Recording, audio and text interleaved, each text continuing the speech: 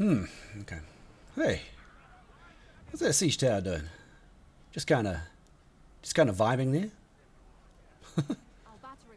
That's not weird at all.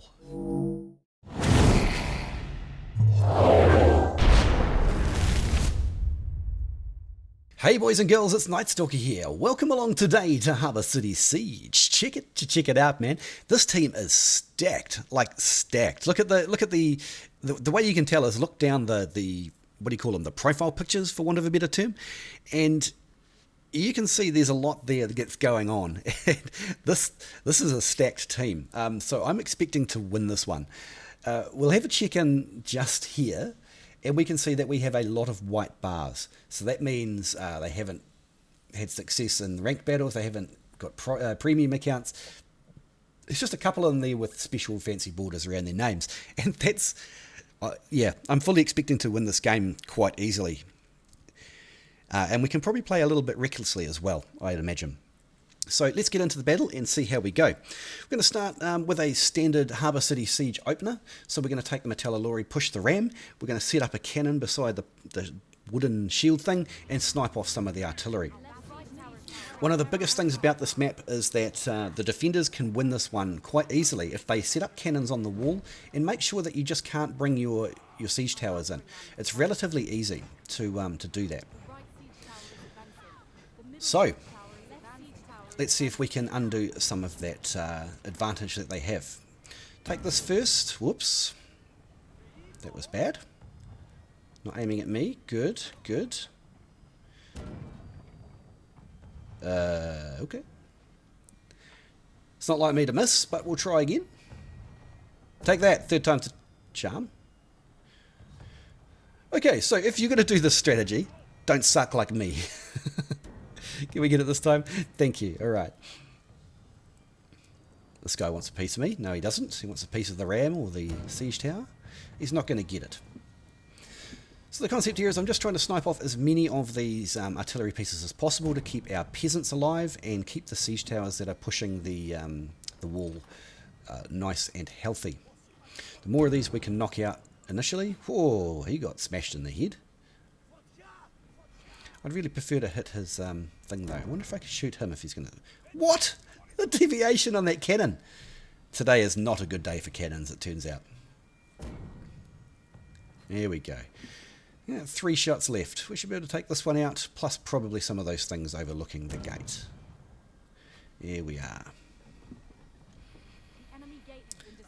Now there, please don't drop hot rocks on me. Thank you. Please don't drop hot rocks on me. Thank you. That's missed. Okay, today is Cannon Deviation Day. Culverin Deviation Day.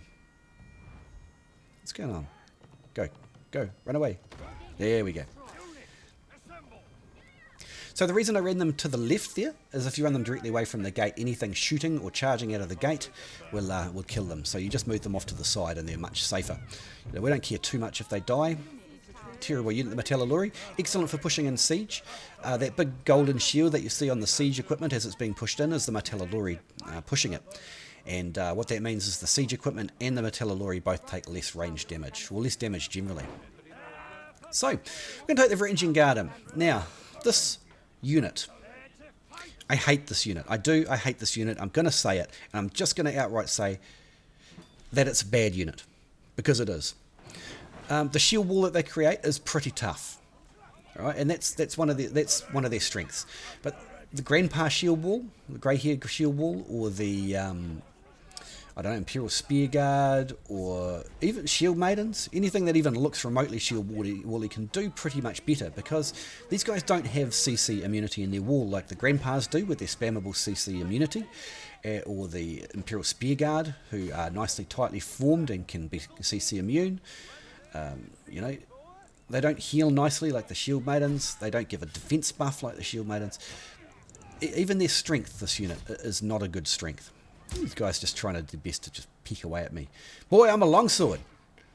I can heal faster than you can without even using a bandage. I can heal faster than you can damage me. Ow, that is a minor inconvenience. Please don't do that. So, what are the downsides of the Varangians? They're made of paper. They're made of gasoline-soaked paper. And it takes one spark to get them trashed. So the idea with them is typically, and I'm open to more ideas for this. I'm not, pie and mage. I don't play this game 12 hours a day. I play a couple of hours a day after work. So if you've got some good ideas, I'm keen to hear them.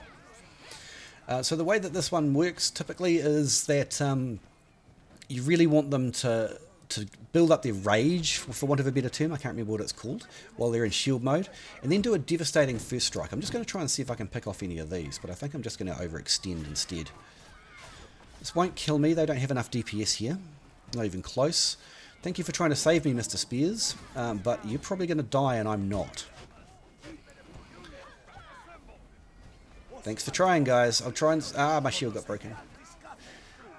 Well, I appreciate the effort, guys, I appreciate it. So yes, and once they're in their shield wall formation, they build up their rage. You can do a nice alpha strike by hitting 2. And that will do quite a devastating axe attack. And it's good against things like Reapers that pile up against your shield, because your short range axe attack that is high damage, high penetration, will typically wipe the Reapers or anything that's in range when they switch. Now once you're in that 2 mode, don't spam those 2 skills through, because you get a couple of things out of each of those levels of 2 skill. One of them is that they become CC immune for 2 seconds. The other one is that they go into recovery, and if they're below 50% health, they'll tend to recover. So, how are we going to do this? I think we'll just nicely walk in. We'll see if we can alpha strike these. Alpha strike boys, there we go. Chop, chop, chop. And as you can see in this context, they work really well. So, nice. We'll form them up again. So yeah, don't cycle your skills too fast. You want to sort of cycle skill, do a bit more.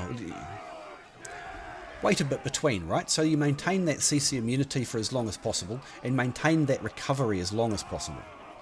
But these guys, they're very, very, very squishy. Like, vastly more than they appear to. Like, they appear to be quite a tanky unit on paper. They've got a huge amount of hit points, decent armor. They're a tier 5 unit, but they're just not. Like, this unit is a bad unit. Once I finish the Doctrine quest on this unit, I'll probably never use it again. That's how negatively I feel about this unit. Willing to have a discussion with you in the comments if you think that I'm doing something wrong. Like I say, I don't play 12 hours a day or 8 hours a day like a streamer. Come home from work, I play in a couple of hours, and I make a couple of videos. So, I'm learning too, and I don't know everything.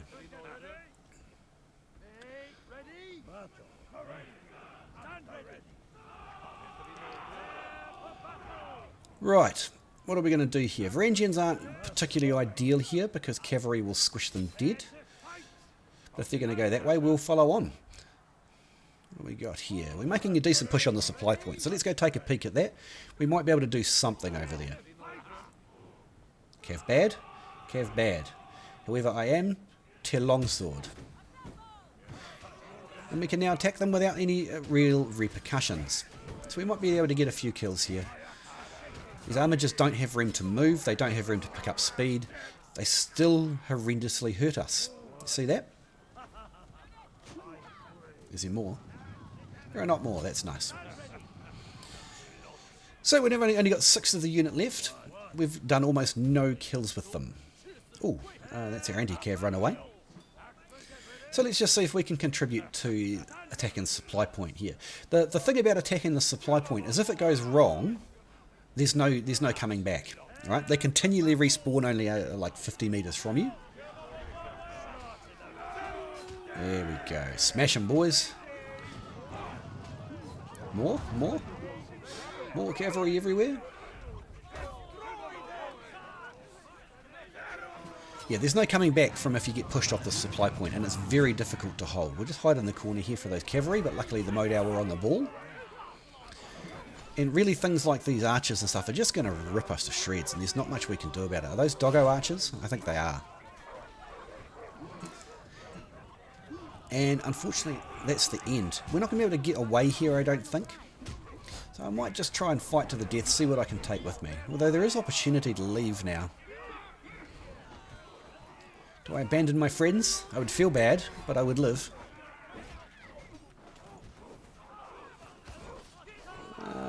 Maybe we can help. Get off, my friend. Get off my friend. Oh, I didn't kill him. No, it's over. No! Ah! Yeah, it's the doggo archers. See, I could have tanked most of that, but those doggo archers are absolutely filthy. Let's go respawn. Okay, so we're going to take the Modao Battalion, the Modaos. So somebody was asking me about Modao last week, and yeah, this is the Modao. I'll take them just for you. So I want to talk about how to fight Modao with Modao. So this is the technique I use. Again, I'm open to new ideas if you've got some good ones. But what you want to do is you want to be in brace when the enemy Modao charge your Modao. That way their momentum with their number 3 charge ability goes into your brace, you do extra damage. Because you are in the F2 formation and braced, you also have a damage reduction. So as soon as you see the enemy start their overhand swing from the 3 charge, you countercharge them with the 3 before they can get into brace. That way you've done maximum damage when they charge you, you're doing maximum damage to them back without them having any damage reduction, and before they do the extra damage to you.